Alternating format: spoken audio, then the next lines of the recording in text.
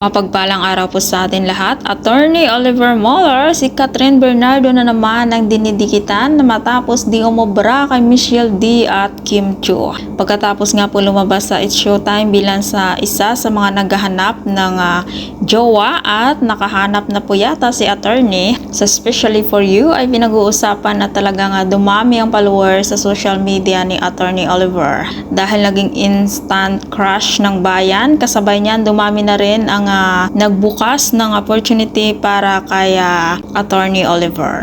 At nagdesisyon na pumirma bilang artist ng Cornerstone Entertainment. Ngayong official na siyang nakapasok sa showbiz. Natanong siya kung sinong gusto niyang makatrabaho. Sagot ni Attorney Oliver, gusto niyang makatrabaho sina Piolo Pascual at Catherine Bernardo. At ayon kay Attorney Oliver, 10 years ago nang lapitan siya ng Cornerstone. Pero nang mga panahon na yon, hindi pa siya handang pumasok sa showbiz dahil hindi pa siya tapos sa kanyang pag-aaral.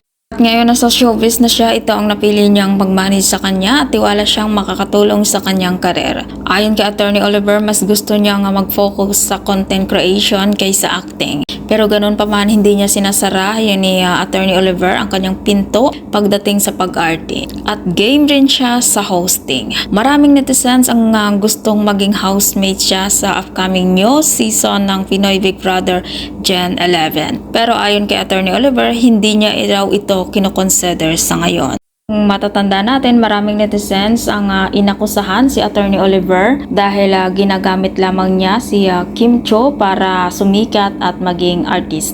Pero hindi naman maipagkaila na gwapo naman talaga si Attorney Oliver at artistahin ang pork. Ano ang iyong reaksyon sa video na ito?